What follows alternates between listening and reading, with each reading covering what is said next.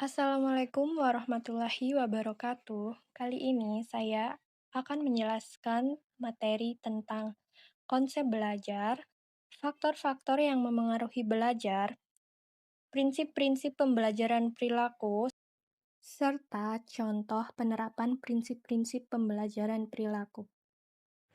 Yang pertama, saya akan membahas tentang konsep belajar. Apa sih itu konsep belajar?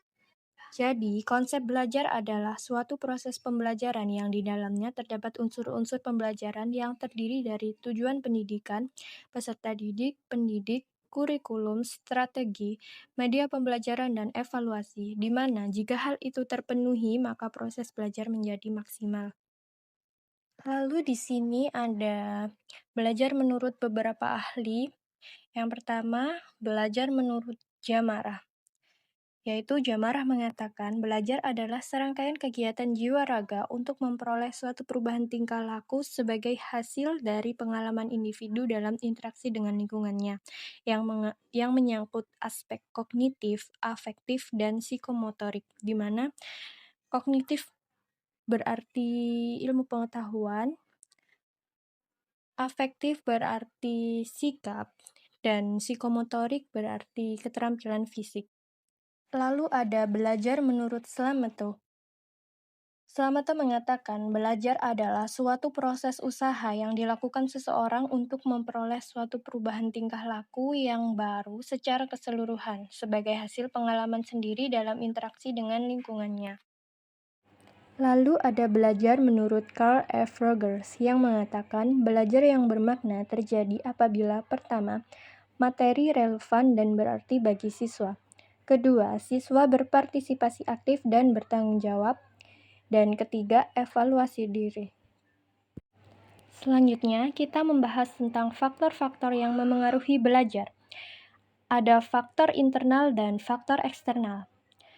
Faktor internal yaitu faktor yang ada dalam diri individu yang sedang belajar. Contohnya seperti faktor jasmani atau faktor kesehatan, lalu faktor psikologi, di mana menyangkut intelijensi, perhatian, minat, dan bakat dalam diri seseorang yang sedang belajar.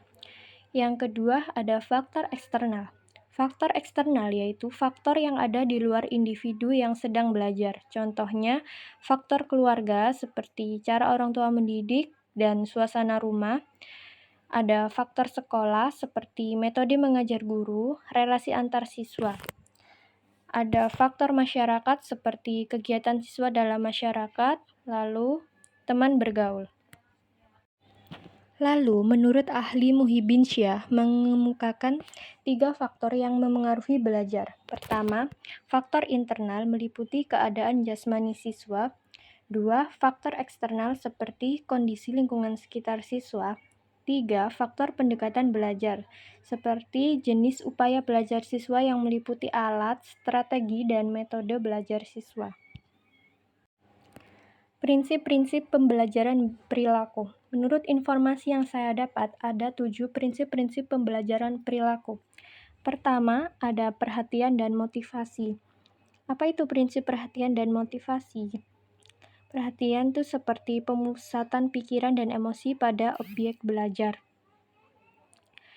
Jikalau motivasi, yaitu dorongan untuk belajar. Motivasi berkaitan erat dengan minat belajar.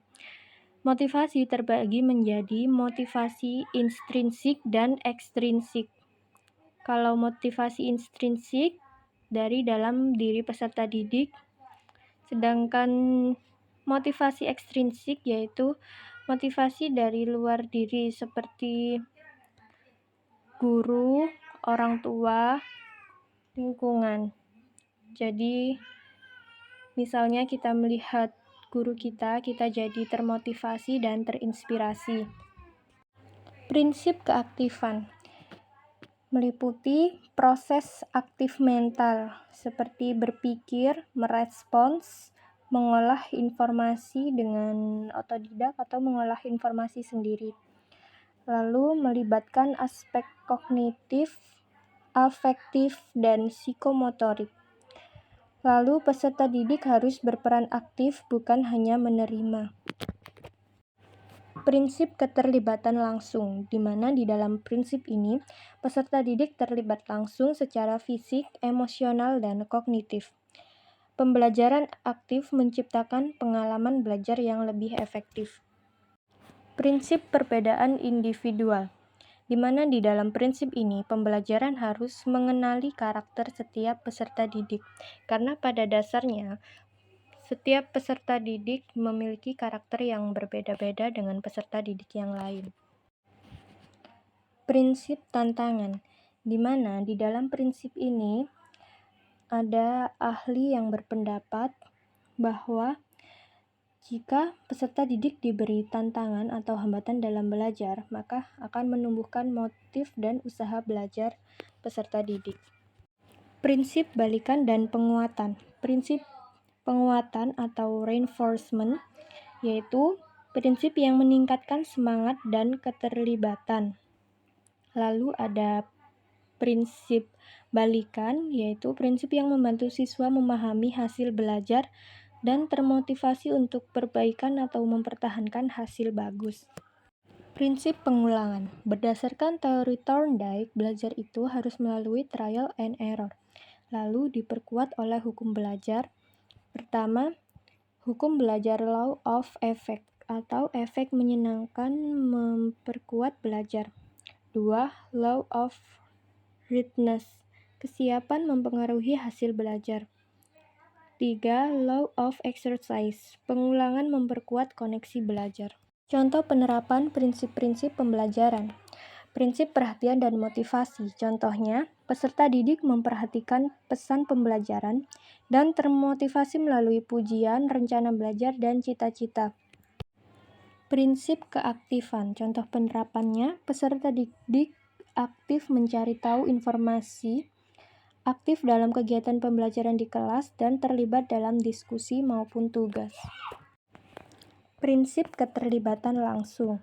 Contoh penerapannya, peserta didik secara langsung dan mandiri mengikuti instruksi, menjalankan tugas intrakurikuler maupun ekstrakurikuler.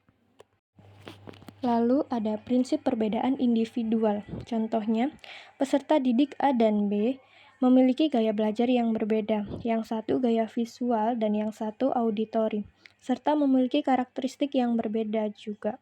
Kita sebagai pendidik harus menggunakan teknik dan media pembelajaran yang bervariasi. Lalu ada prinsip tantangan. Contohnya, peserta didik menyelesaikan tugas yang membutuhkan pemecahan masalah, eksplorasi, dan riset mandiri. Lalu prinsip balikan dan penguatan. Contohnya, mencocokkan jawaban, skor, dan menerima kritik atau pujian secara langsung dan tepat waktu.